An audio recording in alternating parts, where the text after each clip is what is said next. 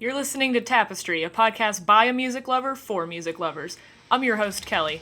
Join me as I learn more about the common thread that weaves throughout our lives, music.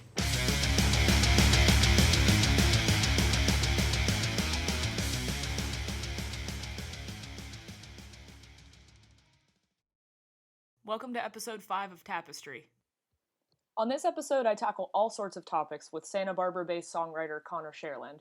In between talking at length about what it means to make it in the music industry, we also squeeze in plenty of references that every 90s kid should enjoy, a little bit about maturity and masculinity, and some details about Conner's new album, The Choices of John Still. You're listening to Emmy Lynn.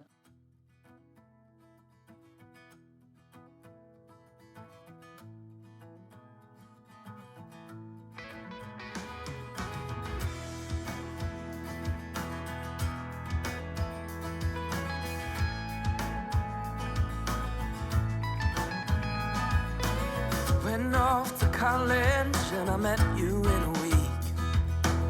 When I found myself inside your room, and I know the feeling of the love that's gone away. Glad my body found a home away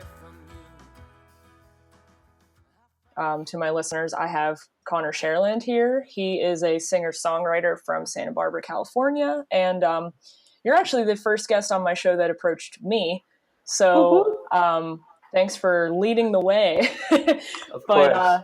Yeah, you're going to kind of break me out of my comfort zone a little bit because my background is kind of in like rock and metal. And it's not to say I don't listen to folk and like more traditional singer-songwriters, but I'm just excited to hear about kind of how you came to be a musician. And I'm actually glad that we're talking now after your latest album released, because I'm sure you can give me some experiences you've had with that, like post-release. Yeah, definitely. It's been a really good experience so far. I've been learning just how much work it continues to be. I was really glad to do the actual album release. And there's so much event planning that goes into that. There's so much like band practice that goes into that. But then even after that's done, like we live recorded the whole thing. So all of the audio, all of the video, it's there. And because I'm a very low cost production, I was like, all right, I'm going to edit all of it. And that's just a beast to do the audio editing and the video editing. Right. Yeah, it's a lot to comb through, but I'm it's the culmination of everything I've been practicing throughout the last year of video editing and just putting out content. But it's that like on crack. So it's like, yeah, put out tons and tons of content on the side and then be video editing on the side of that. I feel it. Then, play. I feel it. I'm gonna back you up a step then and just discuss your latest album then a little bit, because that actually leads me to a question. So I know you just, on the 7th, I think you just released The Choices of John Still. I'll definitely have you elaborate on the story, but I know you recorded that with the Rare Occasions, correct? So they're Correct. From Rhode Island. You're from California. Did you guys meet somewhere in the middle of the country and just go, hey, we're going to record this album? Or like, how did that relationship come to be? No, so they actually moved to Pasadena a couple years back in order to pursue music in Los Angeles. And I met the lead singer. He came out to one of my gigs, and he was there with his girlfriend, and we got to chatting. He had a video blog as well, and so I was featured on that video blog. And then from there, we did another gig together. Like I was at his house and I was like, I'm doing this tour. I really need a place to play on this night. He was like, dude, you should play with us. We're going to be in the same city at that same time. I was like, great. And got to play with them there. That was the first time I got to see them play. And then I just continued to follow and listen to their music. And I thought about how much I liked him as a person and thought I should just reach out to this guy and we should see how the chemistry works. And boom, we have great chemistry. You have an album now. Yeah. That's now awesome. We have an album together. We've made a little baby. A little musical baby. Well, I will say I'm a big fan of the musical baby. I listened to it a couple times now, and I love albums that have a strong emphasis on storytelling and like just checking out your website. I know you said some of your musical influences are people like Hozier, like even Coheed and Cambria, which was the one that really surprised me. But then I listened to your music and it made a lot of sense. People who can like weave a good tale with music. So how did the choices of John Still come to be? Like, what were you going through in your life that led to this pretty neat little story of an album? Yeah, so I always wanted to make something like Coheed and Cambria. I am a huge What's your favorite fan of their album? music. Not so much. My favorite of theirs, album, I mean. Of theirs. This is going to determine if I want to keep interviewing you or not. No, I'm kidding. Yeah, that's fair. So all of their things have such difficult names, but I see the cover and it's with the man with his back turned.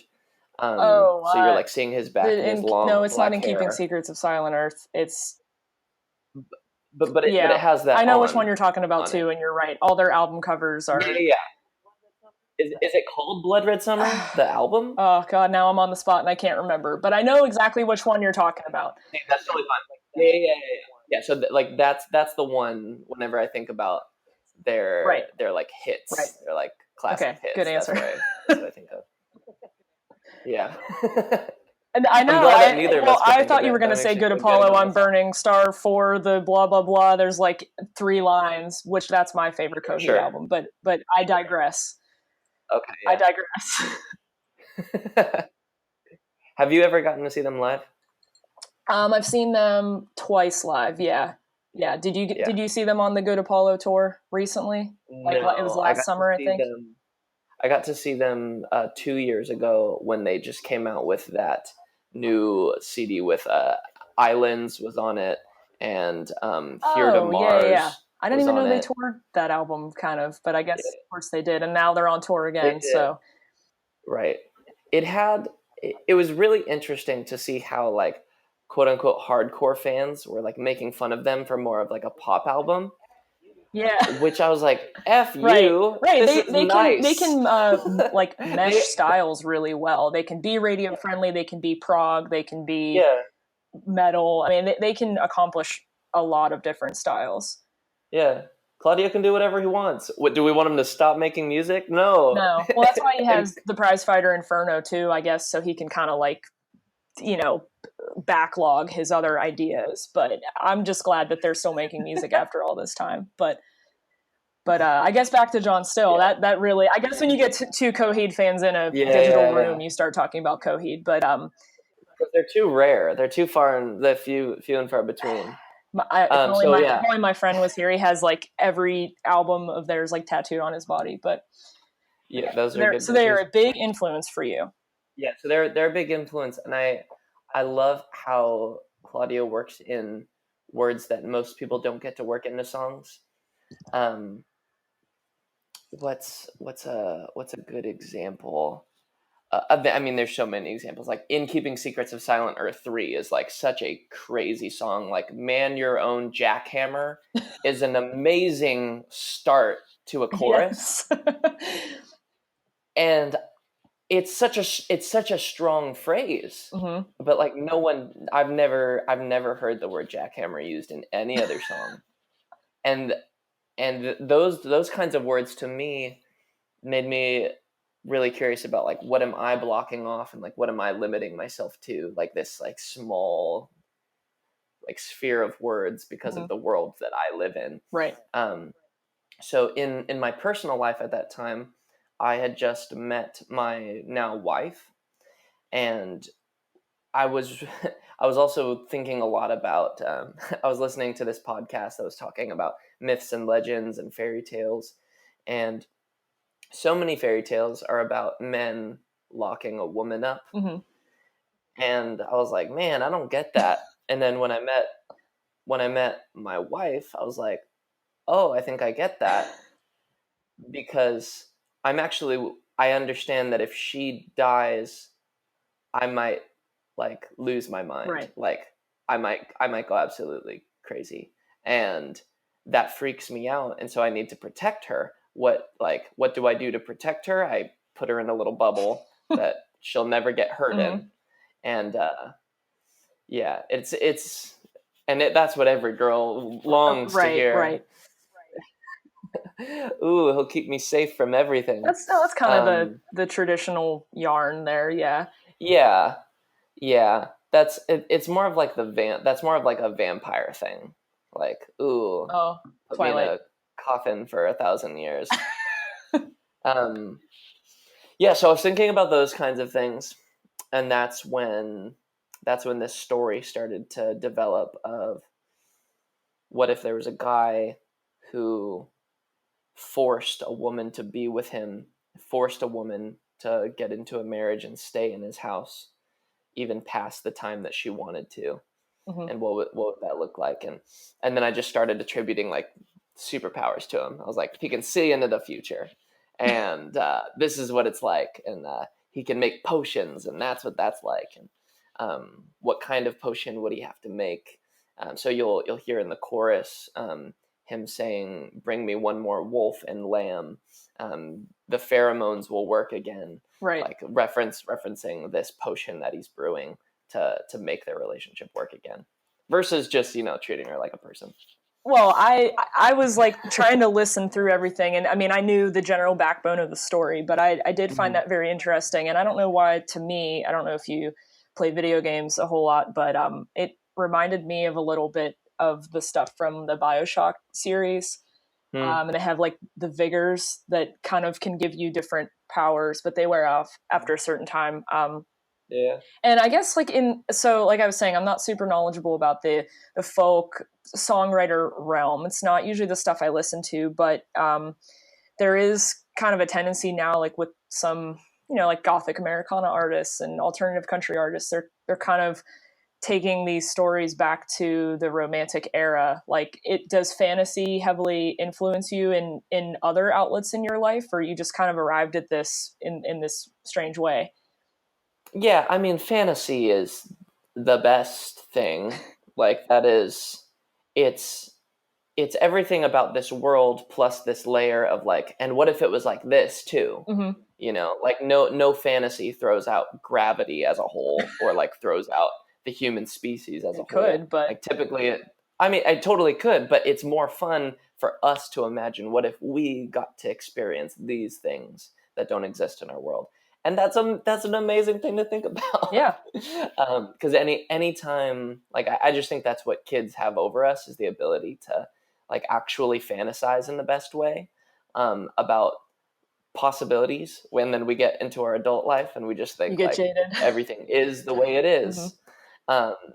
Yeah, so I'm a huge fan of fantasy. I'm also just a big fan of Pokemon in general. Nice.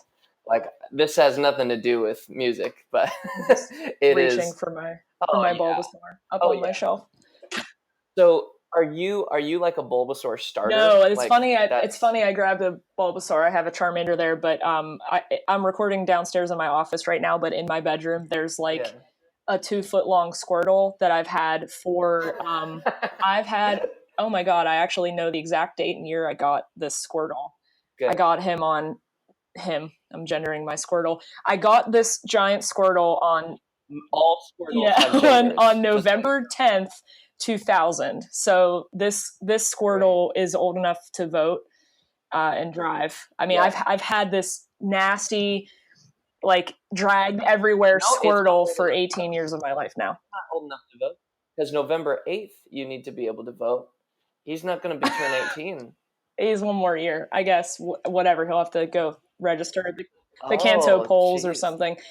But so I didn't think that this podcast would take a turn towards Pokemon, but please tell me more, because I'm very interested. Like, you grew up playing Pokemon, I'm guessing, like I did. Oh, okay, right. Who didn't? And now I just sit around thinking about it. I recently borrowed my friend's 2DS and just played through Y and Moon 2 times each, and that was really fun. I'm getting a Nintendo Switch in the mail on Thursday to play Breath of the Wild. Have you not played that yet? I have not, because I didn't own a Switch, because Yeah, but here's the thing. So my parents moved and they sold my childhood home with and all my childhood stuff was in that. So I had to do something with all like my bionicles and stuff. So I sold them. Okay. And I made like over $400. And I was like, if I'm selling my childhood, I need to invest into my childhood. I did the same thing. I sold all of my Legos in like 2009 for about $600 to some guy in St. Louis, Missouri. I mean, eBay is a great thing, but then you have this gaping hole in your life like, oh, what do I do with it now? What new hobby am I going to get? Wow. It's actually a gaping square if it's a bunch of Legos. I will tell you this though, if you're into world building and just like the things you're setting up with your music and like living in a world where fantasy is just this little extra layer, Breath of the Wild is going to blow you away. I'm glad we scheduled the interview today and like before the Nintendo arrived, because I probably wouldn't be able to get a hold of you. Like you're going to call off work, you're just going to play it until you have to go to sleep from exhaustion. It's so my good. Bathroom breaks are going to be hours. I'm going to go to the bathroom real quick. I'm going to bring my Switch. I promise you, it's such a good game. Oh, I got to play like an hour of it. Oh, good. It made me very late to the next thing. So anyway, back to this album. We're getting into some of my favorite topics. So in general, I'm a huge fan of fantasy, but also because a lot of these fantasy games, just like those Coheed and Cambria albums, they're using vocabulary that we don't get to use. So it makes us really happy, like rapiers. Yes. Which katanas, you build up your sword vocabulary, you build up your armor vocabulary. Down, I forgot that down meant feather. So like a phoenix down refers to, and like a down comforter, like all those things, like they just refer to the feather. So like anything that is a word that kind of sparkles for me, I'll kind of like grab that and try and fit it into something. There was a song that I got to write just as like a writing exercise, because I mean, like so many of the songs that I write, no one will care about, and I just want to continue practicing the craft. And so is this kind of in reference to that challenge you did where you were trying to write 40 songs in 6 months? Yeah. So but even after that challenge had been done, I still just wanted to continue writing songs as much as I could. But you run out of topics. So then when I started Pokemon Silver, and like I started it for the umpteenth time in like 2015 or something, I started with a Quilava, which I had never done before. And I just decided to write a song about this little Quilava and try and like bring in as many Pokemon references that people who didn't play the game wouldn't like. They could appreciate the song, but they wouldn't understand that they're references. So that it worked. It was interesting, and I got to use vocabulary that I didn't typically. So yeah, overall, I'm just a big fan of that, and I think there's so many words that we're not using enough of. It's true. I definitely worry that I come across as a music snob, and in the past year, I've been trying to be a lot more open-minded about what constitutes good music. Like, I want to hate on the really simple, basic, mainstream stuff, but it's really not fair to. But I will say one of the things that I really appreciate about kind of my musical world is a lot of the stuff I listen to does involve maybe a more than a third grade level of vocabulary. Even rap, like I've kind of put off rap for much of my life because I didn't orally like how it sounded. Yeah. But I was just talking about this with my fiance literally yesterday. Just she doesn't listen. She's not a person who you would think would listen to Eminem, but she loves Eminem now because the guy is a genius. He is just so clever with his wordplay and double entendres and everything. He's an unbelievable lyricist. And even if I don't maybe love the way the song itself sounds, I can definitely appreciate what he does with words. Right. So you're a songwriter, but do you also write fiction outside of that, or have you always been a writer? I've always written things. I've kept a journal or a diary, a diary, however you want to say it, since I was like 17. Oh wow. And it's just to monitor thoughts and work out kind of beliefs that I have. Just um, and I think songwriting became that back in 2014, and that's sort of where I made more of the transition into songwriting. Of if I'm going to work something out, let's try and make it a song so that I can understand it better, so that I have to like come up with an actual pithy phrase to fall back on. So you're the type of person who writes the lyrics kind of as an external expression of something you're going through, and then you put music to it. Is that kind of fair to assume? A lot of the time, yeah. I'm always trying to take note of little phrases and words that for some reason mean a lot to me, and then when I do find a new melody or tune to attach it to through the guitar or piano, then I'll go ahead and start plugging in and plugging in those lyrics and seeing what works. Mm-hmm. Do you have a preference for which one you write on? Because I know some people like they'll play bass and guitar, but the only way they write is they'll write on guitar. They can't do it any other way. Yeah, I've recently become a fan of writing on a piano because I can start in a place of more bewilderment. Okay. I don't quite know how to play the piano. I understand how chords work. Mm-hmm. So what I can do is I can do kind of an eeny, meeny, miny, mo situation with the keys, and then pick a starting note, and then from there, like figure out how that key works, and then start figuring out like which chords sound good together, and then start playing around with melodies. But from like that is such a different place than whenever I pick up a guitar. The first thing I do is make a G chord. That is like the first thing my fingers do. And it's totally by accident. It's just muscle memory. Okay. Yeah, so it's helpful to start on the piano because then I have no right at arrogance. I have only a right to humility. I don't know if this is validating or not, but I have a Nectar keyboard sitting right next to me that I also don't know how to play whatsoever, but I bought it because I thought, well, I can hum a tune and I can just kind of plunk away at keys, even though I can't name what the note is, but I can sort of, okay, I like how this sounds. Why don't you hit record? Yeah. I sort of like that free-spirited approach to songwriting. But I mean, you have very meaningful, emotional songs. I wasn't sure if you get like this lightning bolt strike of creativity and you just like wake up in the middle of the night and run to your guitar and your fingers know exactly what to do, or if it's a lot less beautiful and romantic than that. Sometimes what happens is in the middle of the night, I'll wake up to like a concert that's going on in my dream, and they're singing a song that I'm supposed to write. Oh, cool. And when I wake up, and so like I'll wake up and it's really annoying because then you have to wake up, grab your phone, because like I'm like my wife and I sleep in the same bed, so I'm not about to do a voice memo right next to her. So I have to like get up, go to the go to the bathroom, and then hum it into the phone, and I'll hear it in the morning, and sometimes it's like garbage. It's like and it's like what?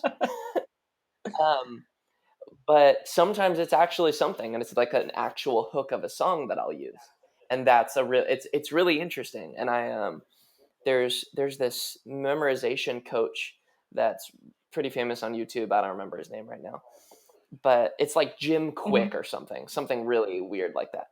And he talks about how in our dreams our minds are still at work, and they're trying to figure out problems that we're also trying to figure out during the day. Yeah. So it's doing a lot of work. And if you get good at remembering your dreams, then you can be working in your sleep too, and like be utilizing that part of your brain better. That's I mean, I said like, yeah, you're correct, because I've definitely heard that theory before, but I can't get my brain to work for me like that, I guess. I mean, unless I wanted to like turn to a dream journal and try to extrapolate the information that my brain's feeding me and turn it into something creative. But I just don't know if I have that ability.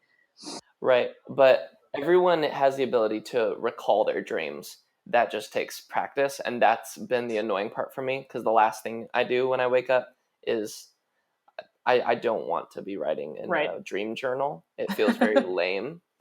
And it's even worse when you like woke up and you did the work to like write in your dream journal, and the next day you look back on it and it makes Right. no sense. Like the other day it just said dog/cougar. Thanks, Dream Conner. Which I appreciate it. Which I do remember a little bit about it, but not much. Dog/cougar. Well, so how many of your songs would you say are directly inspired by a dream? Okay. It's a small number.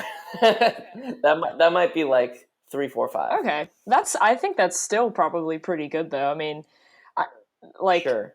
The artistic process is so vastly different for many people. And like, I'm coming to that realization in my life. I used to be a visual artist, and I guess I still am, but now like music is kind of my outlet for my emotions. So when you started doing this back in 2014, like you already knew how to play instruments. You already had some musical training. Like, what led to this shift in your life that started you down this track of using songwriting as an outlet instead of other things? I got out of 2 relationships back to back. Oh, yeah. So that it was a good sign for me that I had always put too much stock in having a relationship instead of being someone I wanted to be. And that's when I decided to make that shift, that I actually want to respect myself a bit more. So I need to do that thing that I said I wanted to do, which was make songs. Interesting. So that's a great segue to the question that I really wanted to ask you. And I know I'm borrowing this heavily from a recent interview you did, but this really struck a chord with me. But you left a pretty like comfy, decently paying job to pursue music. What were you doing before, and what were some of the struggles that you had in coming to that decision? I was building websites for property managers under a great company in Goleta called Appfolio. They work with property managers. They work within verticals as a software as a service business, and I really enjoyed working with them. I really enjoyed my team. That was like some of the coolest people that I got to meet and work with. And at night, I was going home and I would write some songs, and then I made a goal to play one show. I want to play one show one time and get paid for it, so that I can say like I got paid for playing music. That to me would just feel cool. And I did. And at that burger joint, like everyone's talking over me. At that one burger joint, some gals from a barber shop saw me and said, "Hey, we are having our company party, but we don't have any music. Could you come and play?" So I played that, and it just continued to snowball. So where I had like one gig every other week. It started off like 1 gig a month, and then like 1 gig every other week, and then like 1 gig a week, and then it kind of crept into like there's 2 gigs this week. That's pretty busy. And then that's when it started to get pretty dicey of I'm coming into work tired. I'm still doing the job well because I'm kind of a veteran now. I'm good at this job, so I'm doing the job well. But if I want to excel in music or this job, I'm going to need to make a move. Right. And that was really scary for me because I'm a total chicken when it comes to most things. It took me this long to buy the Nintendo Switch. This long. We're like kindred souls, both on the outdated technology and not keeping up with it thing, but also it's not that I'm going through a similar thing at work, but like I'm kind of on the cusp of where I feel like, I could be promoted down the road, and I'm learning that I'm enjoying doing this and being more involved in the music scene. So I can't imagine how hard that decision was to make. were you in a relationship at the time where you had a confidant, or were you just like leaning on your parents and friends to kind of internalize it? Or did you just finally one day go, this is it, I got to do it?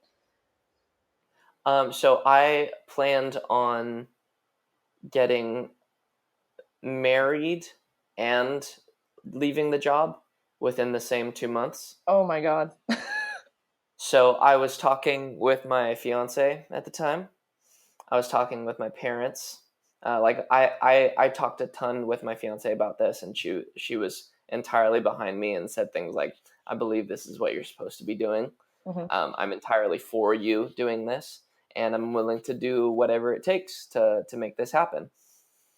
And no real caveats to that. Like we both kind of put our dreams on the table, and her Mm-hmm. saying like, these are some of my dreams, and I want you to like look at them and take them seriously. And like, here are your dreams, and I'm going to take them seriously. Like, and so if there's any way that your dreams can like coincide with mine, like make that happen. Right. like I want to go to these places and experience these things. So if your music ever gives you an opportunity to go there, even if like it's less money or something, like you do that. Okay, that's fair. Yeah. I respect that a lot. Yeah. And so that's been a really cool thing of just like walking in trust and trying to figure out how are these dreams going to mix. And then we had to confront my parents and be like, hey, these are my thoughts. I wrote out or I typed up a slideshow on Google Slides. You're a man after my own heart. That's exactly what I would have done. Yeah. And it had like personal objections, professional objections, possible outcomes, and then like retorts. Like here are things that I think will calm you down based on all these objections.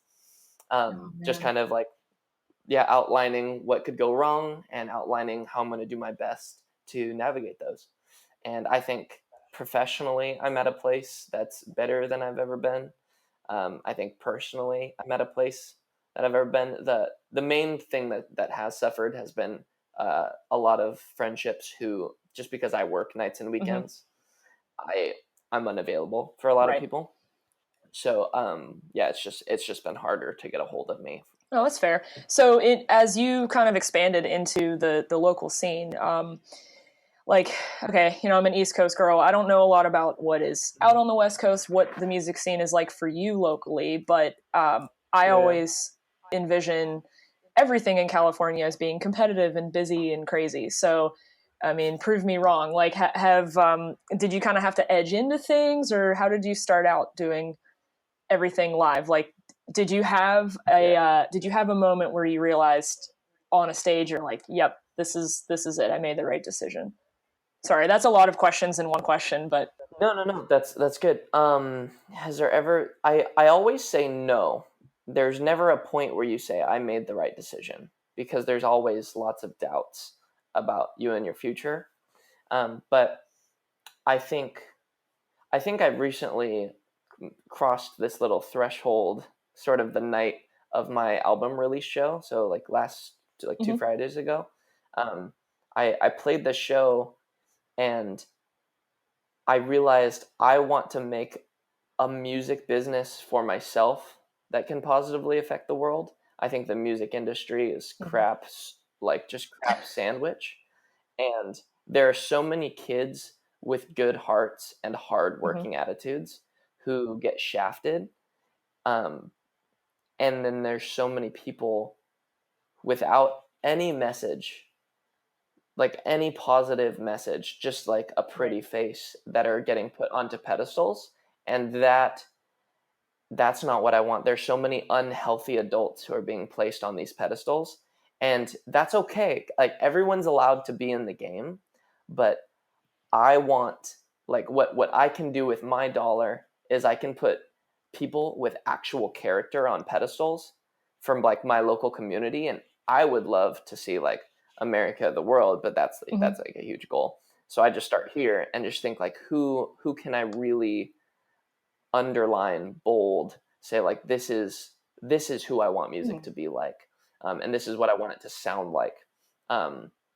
and I want to make jobs for my friends so that they don't have to quit playing music. I want to make jobs for my friends so that, so that we can live making art. I love it.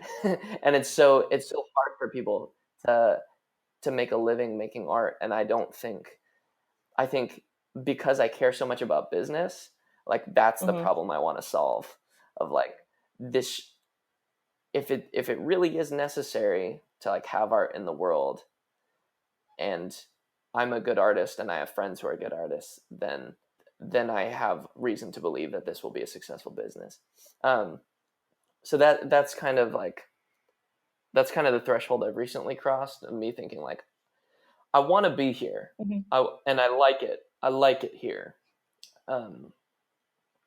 even though there's like so many people I don't like in the music industry. Well, you're trying to really not be in the music industry, but I guess that's just the territory you have to traverse. You really can't be a performing musician without quote unquote being in the music industry, though the music industry has its own unique hierarchy too.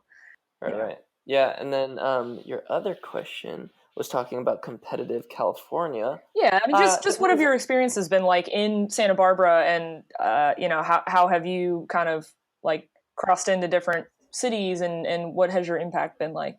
Yeah, California is really broad. It's a huge state, so it's really different depending on where you go. San Francisco is one of the most collaborative environments that I had ever seen. Everybody has a full band in San Francisco, it seems. There are very few solo acts going on with the people that I'm playing with.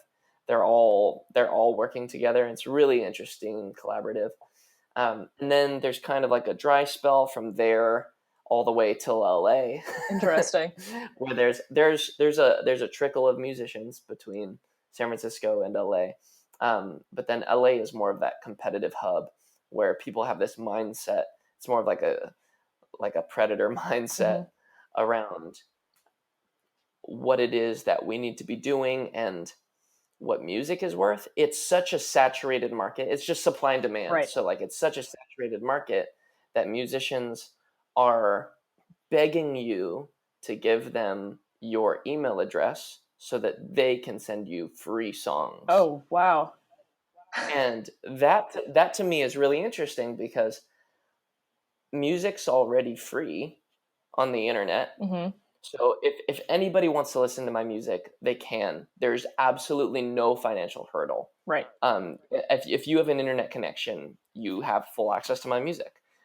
Also, if you send me an email, info@connercherland.com, and say, I don't have money, I would love your music, I will just email you the files. You can put them on your iPod. But I have because I have the privilege of being in a less saturated market, I can, and I think this is how it should be everywhere, is I just charge people for my, the physical copies. Right. Because physical copies cost me something. And yeah, so I'm glad to be a part of competitive California, but in this really cool middle ground between the most collaborative and the most competitive spaces that I know. Yeah, it's good here in Santa Barbara. You're close to a lot of things. Interesting. Yeah. Now you're I know just vaguely about SoCal, NorCal, everybody that I know in Northern California is oh, we're practically Oregon. And then you're we're kind of almost Mexico. So there's a big culture shift. But what are the types of venues that you find yourself drawn towards? Are you, what's your schedule like now that you've sort of established yourself a little bit more? How many gigs are you playing a month? I play 3 to 5 gigs a week. Oh my gosh. Busy man. Yeah. And the places I find myself most are breweries, wine bars, and coffee shops. But the thing that I love most is the house show. The house show is my favorite thing, because you get to be at somebody's house, and that in and of itself is such a big change. The house is a place of hospitality, and those other places are a place of business. Mm-hmm. So I'm such a fan of bringing your own alcohol and sharing it with the people around you. Yeah. And everyone having more alcohol than they need so that they can give it to the people around them, and we can all have a really good time. That to me is I just think that's what it's supposed to be about. Like, is this supposed to be entertaining? Great. Then we should all be like really comfy and like really enjoy each other's company and have plenty to drink and eat. If I could take every big act that I love that has now ascended to stardom and like squish them down into a little microcosm that can fit into like a 3-bedroom house on some college street, I would totally do it. Yeah. You can't replicate that feeling of intimacy. And, you know, I saw a show once where the sound guy was not doing his job very well and the singer got mad. So he just took a megaphone and sang the entire set into a microphone, standing in the middle of the audience and dancing around. Like you don't get that with Metallica. You can't possibly. And music is kind of a communal experience. So I love that. That is awesome. Yeah. Yeah. And it is, I do think it's scalable if, like, cause if Coheed and Cambria came to your town and was like, we're doing this house show, here's the thing, tickets are going to be $150 each, and we're only letting 40 people in. That would be, it would be a packed little house show, but you would be like, I'm going to be in the same room as him. Right. It's going to be crazy loud, crazy sweaty. The whole thing will be the mosh pit. Right. and it'll just be us. Right. And that would feel like that to me. I'm super cheap when it comes to like concert tickets. I just don't go to most concerts because I just think most concerts are overpriced and that's just how I value them. Yeah. But if someone was like, no, I'll play at this house and like you're one of 40 and you can pay $150, I'd be like, yes. I would do that in a heartbeat too. Yeah, because it's just paying to meet that person, which is what I want. Right. Well, so performing is essentially like it's an exchange of ideas and personalities to you in a sense, right? Like, do you really value the live performance aspect more than recording and sitting down and making an album? It's hard to say. I used to say yes to that, and now it's really hard to say. Actually, no. I'm just going to say live performance is more okay, fine. Because live performance, you mess up, and it doesn't matter because that moment's gone. You're off by a half measure, and no one notices. Mm-hmm. But when you record, everything is so particular. Right. Because that is what's going to live on in perpetuity. Yeah, that's the golden standard by which your music is measured for all eternity, pretty much. Right. And that's fine. You can always I'm a huge fan of Shaky Graves. Do you get to listen to him at all? I've heard like 2 of his songs, honestly. Yeah. What I love about him, I watched so many of his YouTube videos because if you hear him on Spotify, you might think like, oh, this is kind of cool. If you see him on YouTube, it's entirely different. Every single time that he plays a song, it's entirely different. Oh, cool. And I just think that experimentation that he does, it makes you just really want to see him live, for one, because you know it's going to be a unique experience. And then 2, it makes you really curious what the album's going to be like. Because it will most likely not be anything like what he's been playing it. And you might actually just not like the album because it's full of things that like he did another like round of experimentation that you just don't agree with. But then you can just go and watch that YouTube video that you liked better. That's very true. So it's like in this day and age, it's like what does live on? Like I don't save his albums. I save his YouTube videos onto my phone. See, that's kind of a bias I have. Is I have this weird thing where I really like, I don't like a lot of classic sounding pre-MP3 era stuff because it sounds like dirty and gritty. But as I'm a mass consumer of like concerts, I am always at a show. That's where all my disposable income goes. And I think, why do I enjoy this so much when it's not perfect?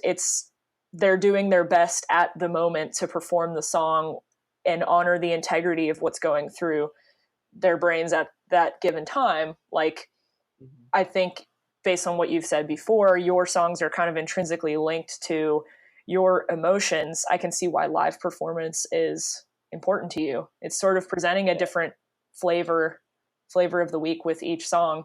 I'm going to give you a recommendation now, or maybe you already know them. Have you ever listened to the band Godspeed You, Black Emperor? No, I'm going to write that down. Okay. They're like a post-rock kind of ensemble, if you will. Rock. Godspeed You with an exclamation mark. Godspeed You, Black Emperor. They're almost art rock in a way, in the sense that they will change up their performances every time. Maybe not every time, but if you see them in Paris and you see them in Santa Barbara and Nebraska, like every time's going to be different. And I don't know what determines that, if they rehearse beforehand a certain way or if they just improv or what. But I think that's compelling in a lot of ways. Like, we live in an age, like you were saying, where it's very easy to just Google your name and go, here's the perfectly tracked and quantized and rehearsed version of this song that you can reliably come back to every time. But there's kind of a certain magic in the uncertain, I guess. Yeah. So Shaky Graves, you were talking about, I forget, is he like, he's kind of like country folk, or I mean, he calls himself grunge-icona, like that's awesome. Yeah. Okay, what's some of the other stuff that you listen to that is like not really what you perform, but you also like? Ooh, I'm a big fan of Lights. She's a Canadian pop star. Are you aware of her? She had that one big hit like 2 or 3 years ago, I think. Okay, yeah. She also did collaborations with like Bring Me the Horizon and Bless the Fall. Mm-hmm. So her stuff, man, she's a lyricist for sure. She's just got this voice that can like actually like really, really move. And then her love for vocabulary is up there. And I think that she was a big role model to me from like ages 18 through 21, where like it was those college years where you're just trying to figure out who you are, and which is like pretty much I guess every 4 years. And she would like buy a jacket and I would buy that kind of jacket. She would buy these boots and I would buy those kind of boots.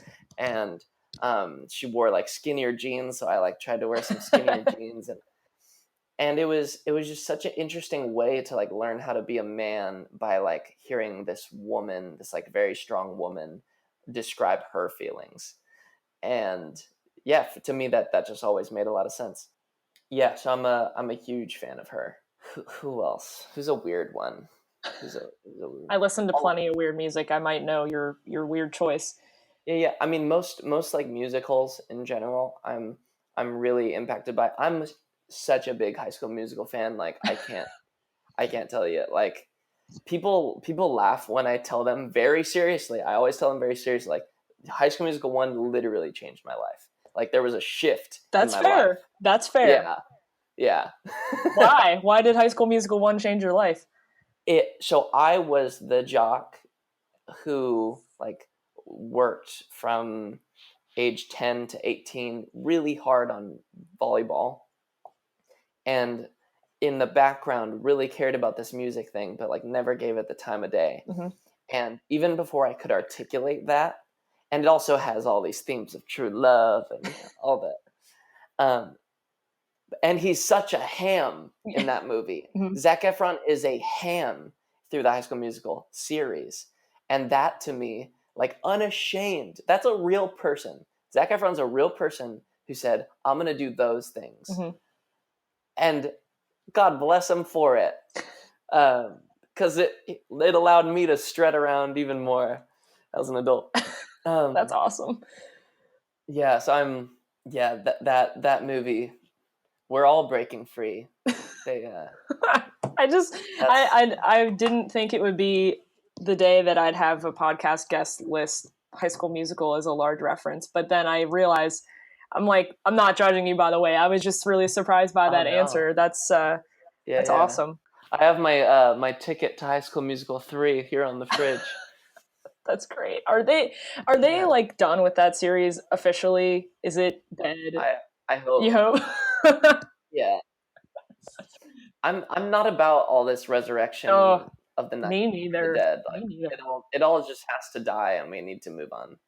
You never get any closure by watching the 46th Marvel Universe movie. I don't get it. Like, I just, yeah, it's okay to kind of like let something rise from the ashes a little bit and see what you can tweak about it. But then at some point it just becomes so stale. It's like, we don't need a 14th Captain America movie. We really don't. Yeah. I don't we think don't we need do. Teen Titans Go. Oh, I forgot about that. Yeah, it sucks. We need just Teen Titans.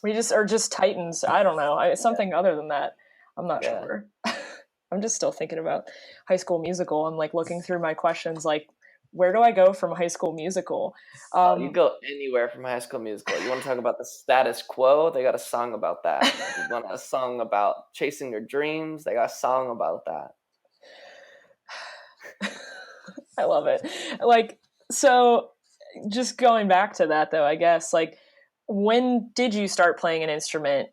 As you were going through this phase where you're like, well, I'm kind of a jock, but I'm kind of a music guy. Like, what made you pick up the instruments you chose, and how much of it did you do in high school? Yeah, so in high school, the majority of my music playing was just to impress girls at parties, and then to like impress my friends at school.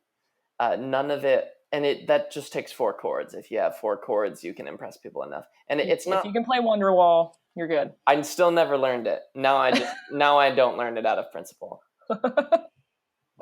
Great song still. Yes. But I'm not going to learn it. Yeah, and it wasn't until my senior year of college, probably the end of my junior year, start of my senior year, that I really started to dig into guitar.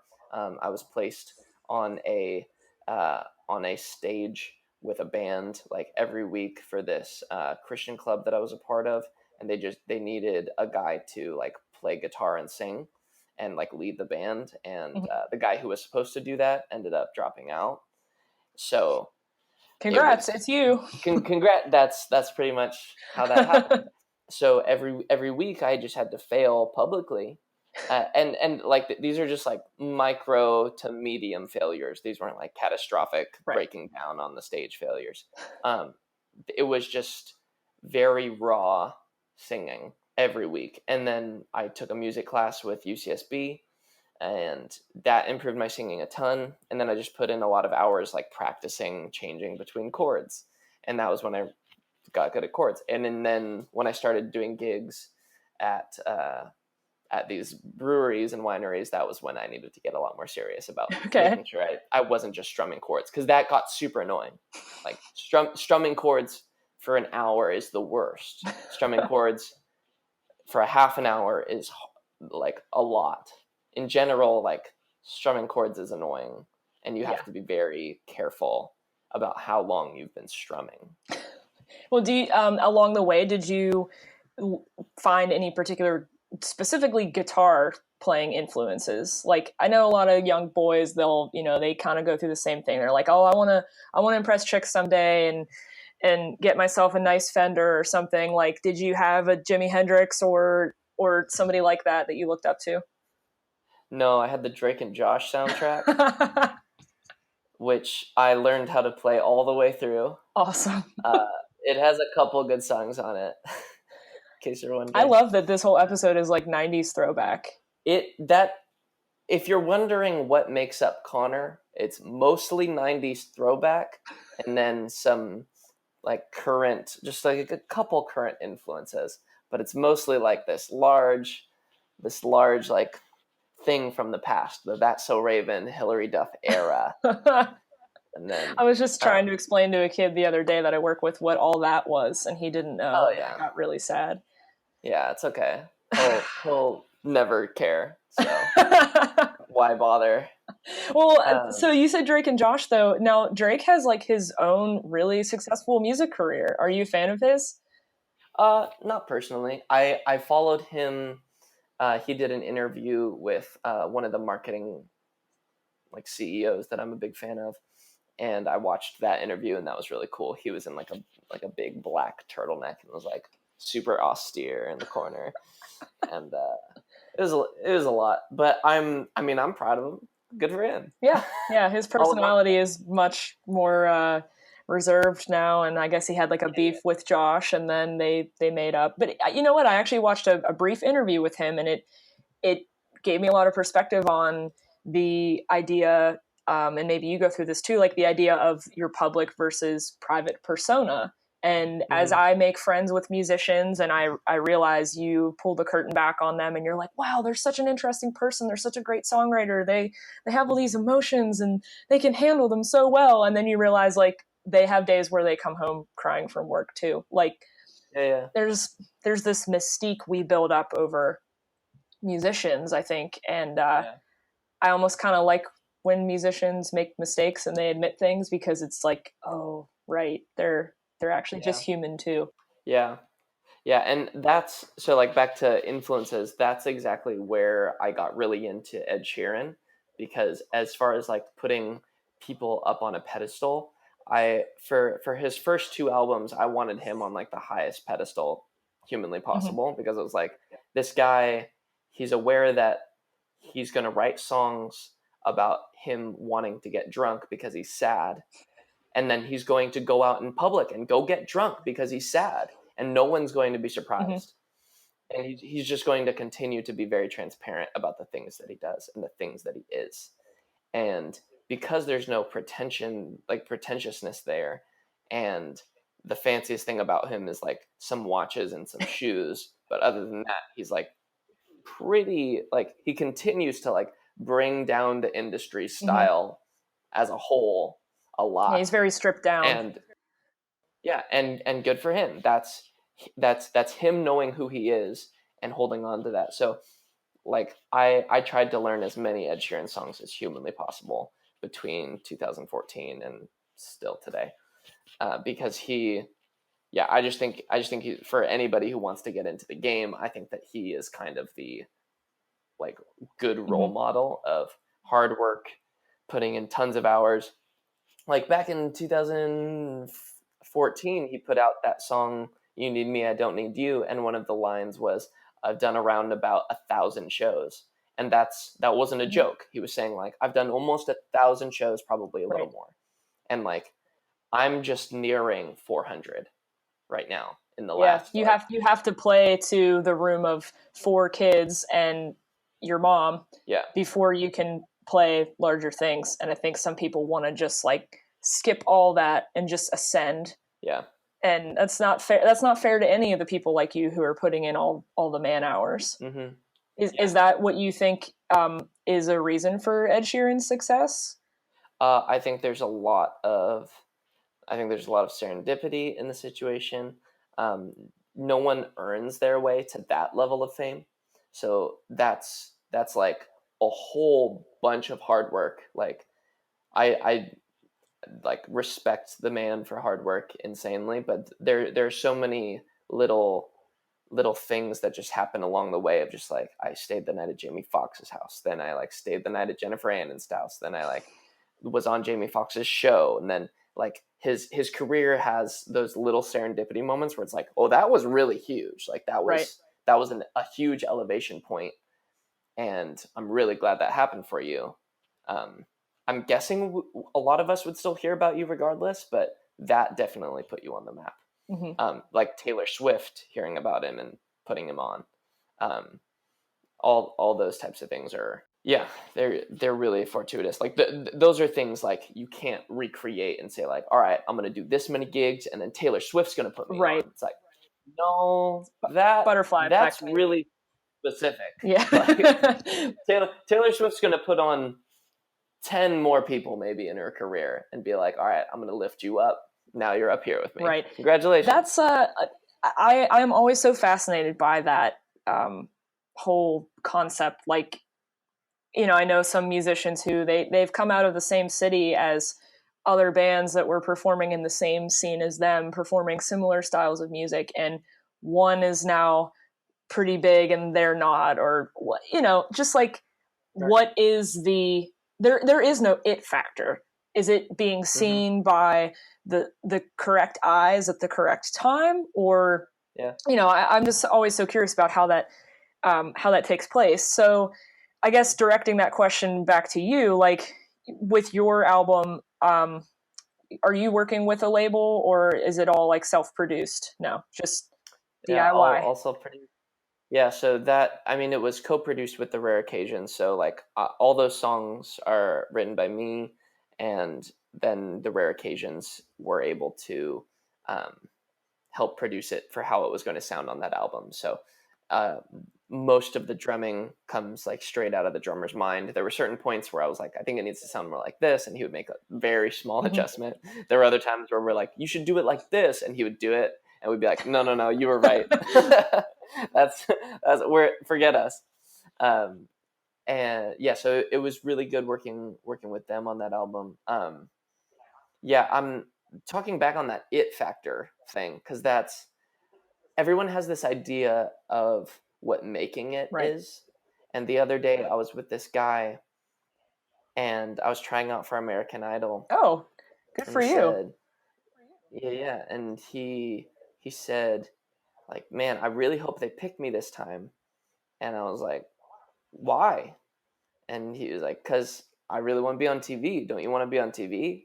And I said, maybe. Because really making it, I don't know what making it is. Like, making it is you having a good life, and you really enjoying your life, and treating the people around you really well. And like, and I think if you make a livable wage, and like you have a good relationship with the people around you, you have made it. And like, it's okay to not be content with that. Like, I want my money to be able to continue to rise, so that I can safely have a child and not freak out all the time. Right. But like right now I have a livable wage, and I get to show kindness to these people around me. And so like, in my mind, like, I'm already there. So you can't like, and when you have that sense of like, I've made it, I have something good, then you only leave the good for better. You don't like, I'm not gonna like leave my friends and like stop doing gigs so that I can get onto a record label, because getting on a record label doesn't mean I get to do more gigs. It just it means you signed a contract, and like, what did the contract say? That's the question. Right. Right. Yeah. Are you going to sacrifice your soul for this wager? Right. Like, yeah, that's really well said. And at the end of the day, it's a bet that we're both taking, and you just have to make good bets.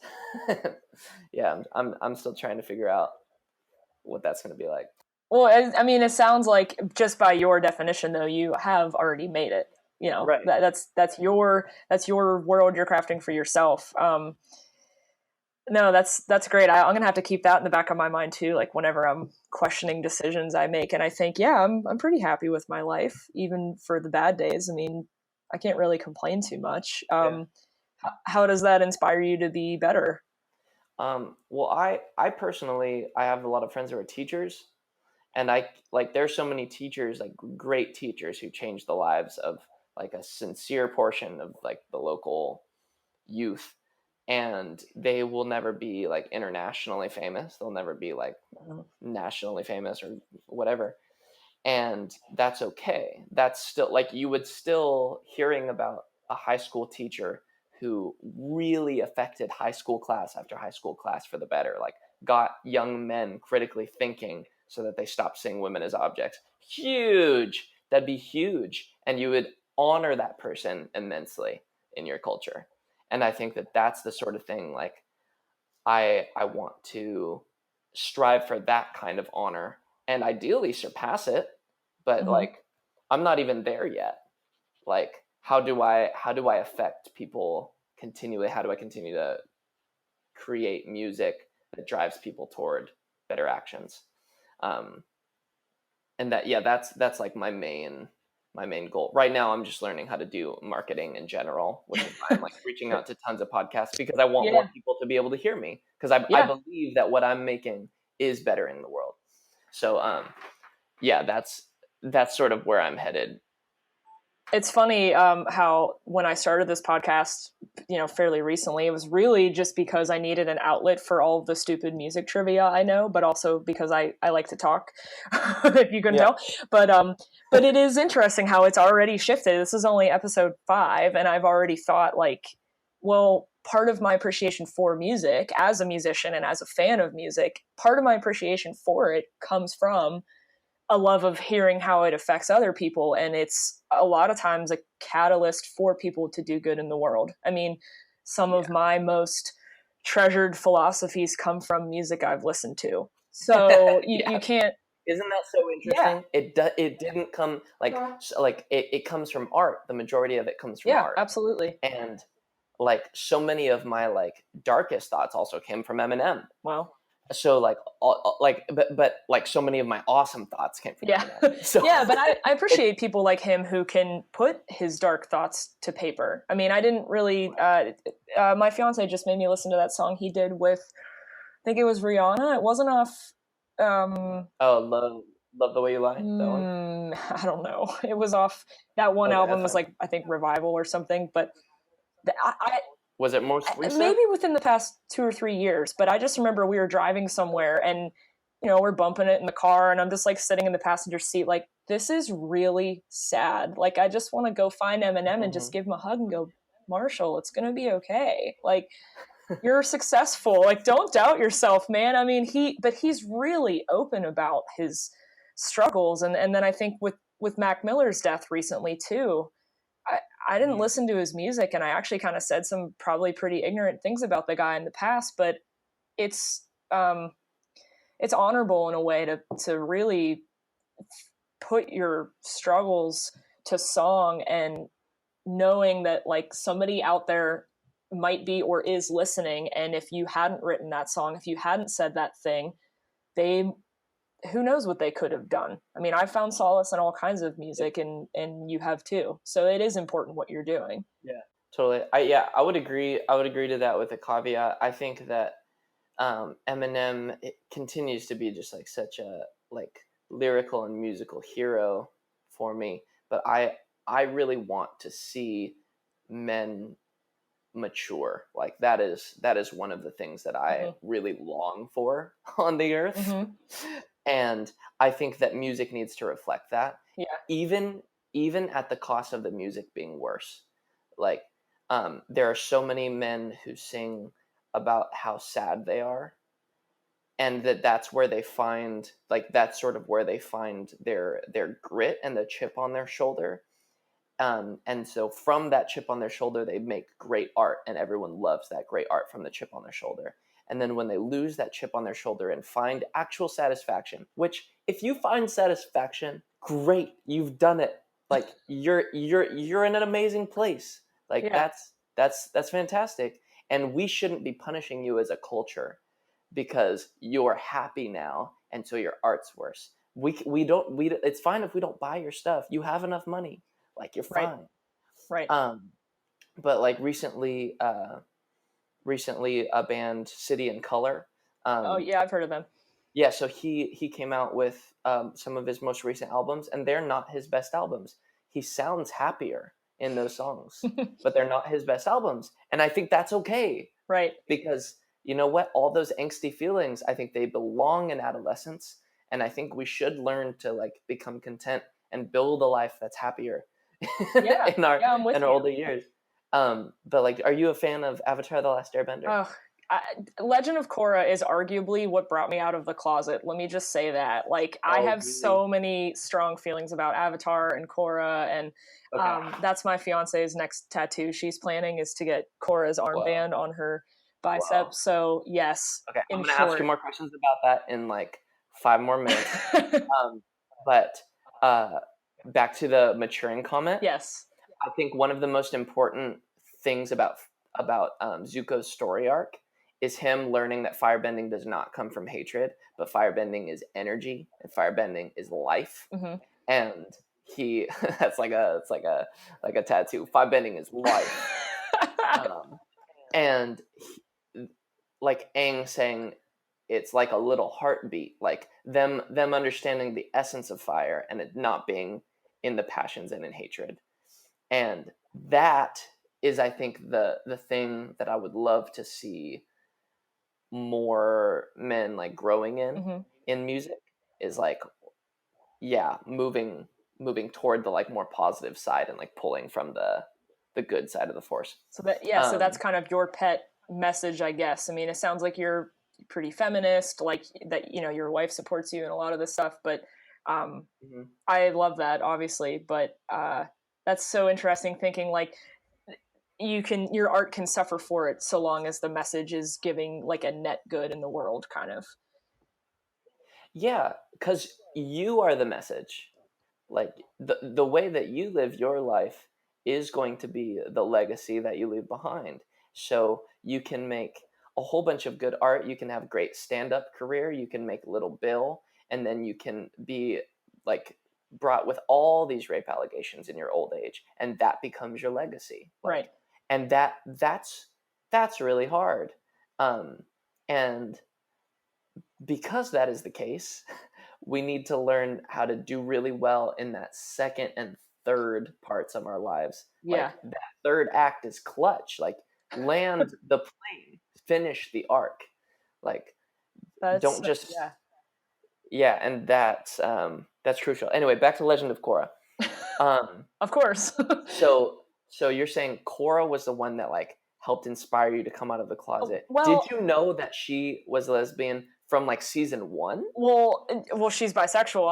I'm gonna give you a little asterisk there. Here we go. And so am I.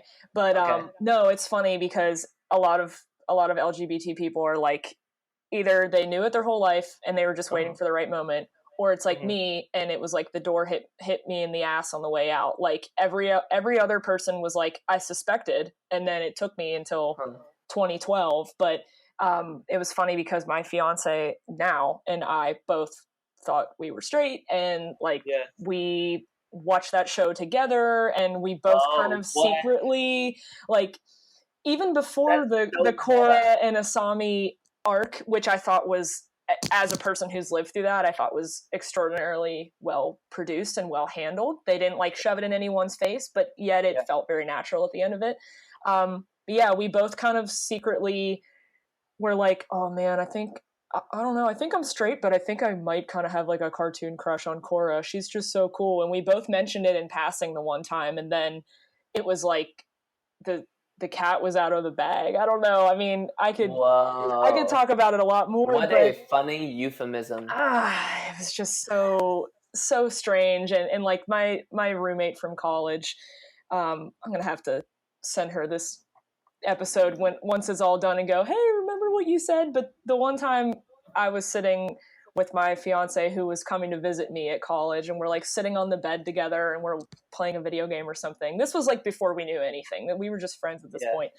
And my roommate looks over at us, and she doesn't say anything, but like waited until she left, and she just looks at me and she's like, Kelly, straight girls don't sit like that. They don't sit with their legs next to you. And I'm like, what are you talking about? She's like, they just don't do that. Just trust me. And I'm like, okay. All right. I was like really taken aback by it, but I guess I'm like a touchy-feely person. I give hugs instead of handshakes, like that sort of thing. I was like, what are you talking about? And then it just went from there. But Avatar in general is, I'm so glad to have lived in the same time period as Avatar: The Last Airbender. It's truly one of the greatest pieces of fiction arguably ever conceived, but I don't know. I actually had I had the four elements on my graduation cap in college. I like hand cut them out of paper. That's so smart. I wish I had done that. I'm sad I didn't. I'm sorry. Are you a firebender personally, or what would you consider yourself? No, earthbender. So my MySpace handle was OEB, meaning original earthbender. I'm more of a waterbender myself, but I can. I think I'd be an earthbender if I wasn't a waterbender type, maybe. Oh, that's too funny. Yeah, that's too funny. Yeah. Oh man. Okay. I love all these places that we've gone with this interview. People are going to be very confused. They're like, "Wait, I thought this was a music." Well, that's what I mean. People ask me, they're like, "So what's your podcast about?" I'm like, "Well, it's music, but with an asterisk. Like, it's music plus wherever else the interview wants to go." And you know. Yeah. It's me having a conversation with someone entrenched in music. Yes. But it can go wherever. Absolutely. Yeah. Because music is important to all of us, but that's what my goal is to kind of uncover, is like, who is the person behind the music, not just give me your favorite bands, I guess. But that's funny because that's actually exactly what I'm going to ask you right now. That's great. I was just about to say. This is always my ending question typically, is like, if you could listen to 3 albums basically for the rest of your life and only those 3, what would they be? Oh man. Okay. I'm going to give answers that I might take back later, but I believe in them enough right now. That's fine. So the song "Letters from Emily" on this album, that song was just inspired by Julian Baker's "Something." Like that whole Julian album. Baker. Julian Baker. That album is absolutely, it's out of this world. And then I would say Hozier's last album. His big one from 2014? Yeah. Okay. I just listened to that today. Good album. And then what would be the last one? I might just say Ed Sheeran's X, because that album was pretty killer. I take that back. I take that back. I'm going to say the Gaslight anthem, 59 Sound, which is like one of the coolest. That is like, very rarely am I a fan of an album from like actual start to actual finish.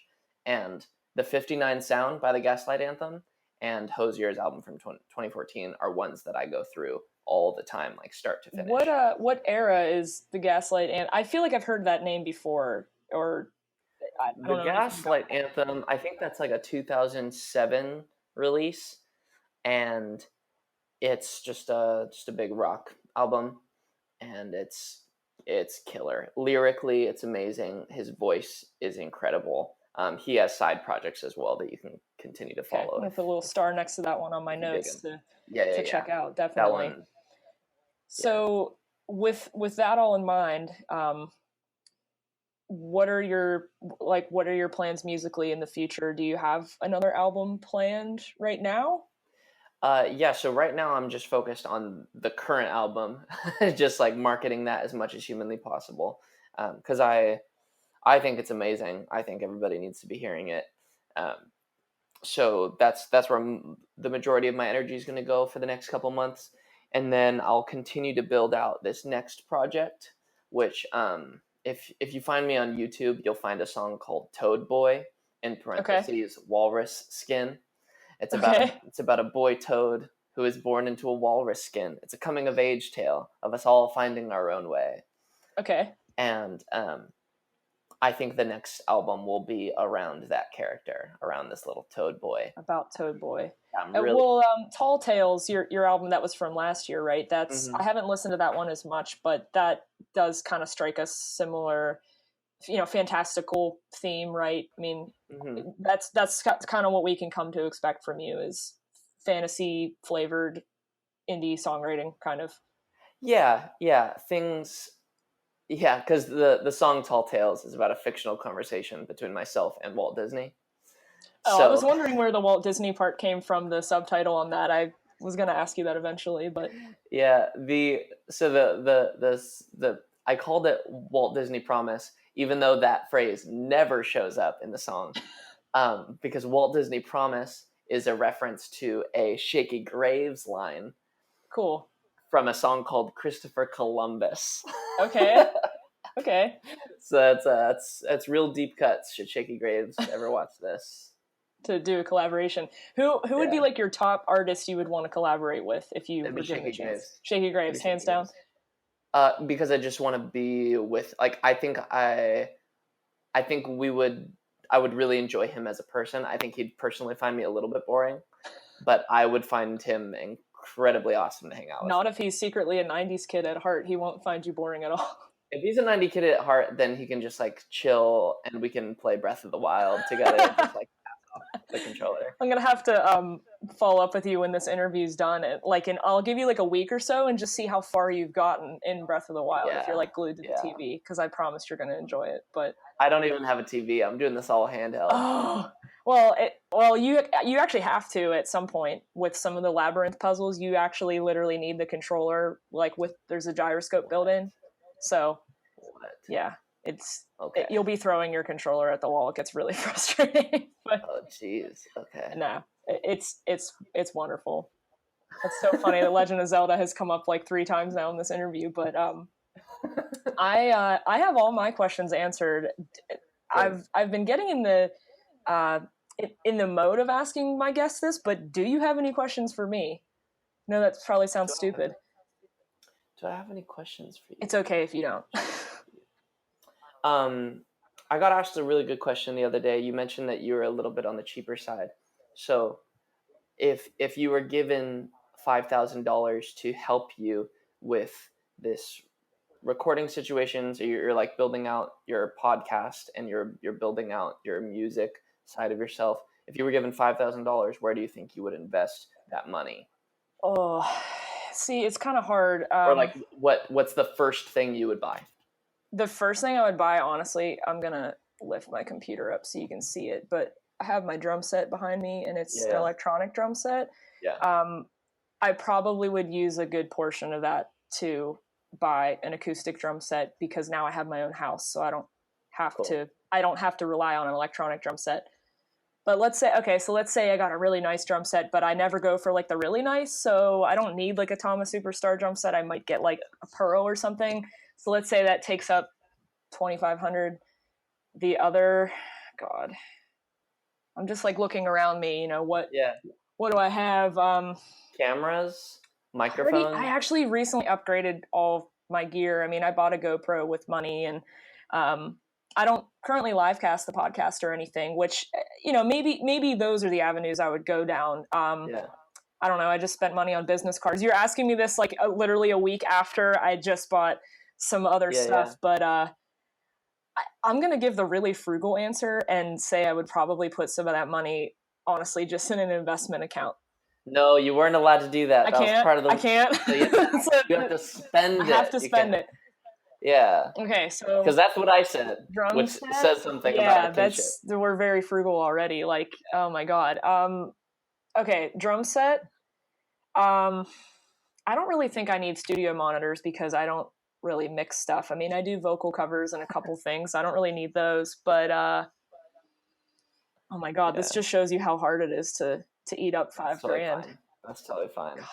It's really not hard. Maybe just getting a website and like a proper space for it there you going. Go. But I don't know how much that costs. So yeah, depends on who you ask. Yeah, and like I'm a graphic designer, so I don't really need to pay anybody to do my branding. I do it all myself. That's fine. Man. There you go. You paid someone for the website. I guess now that problem solved. Really, really, really nice $5,000 or $2,500 website, but it was awesome. You love it. It's all fiction. I'm never going to get rid of it. Man, that's a good question. I gotta think about that. God forbid anybody else goes, well, if you had, $25,000, what would you do with it? I'm like, get a Vanguard IRA, like maybe. I don't know. There you go. Well, that's a great question, but I don't have any other questions for you, Conner. But I can say this is without a doubt one of my favorite interviews I've done. So thank you for providing entertainment and great music. Thank you very, very much for being on the show. I appreciate you taking the time out of your 3 to 5 gig a week schedule to sit here and talk to me about Nickelodeon. So it's my pleasure. I'm happy to talk about Nickelodeon any day of the week. Yeah. All right. Well, I'll be in touch with you. And thanks again for being on the show, Conner. Of course. Sounds good. Talk to you soon.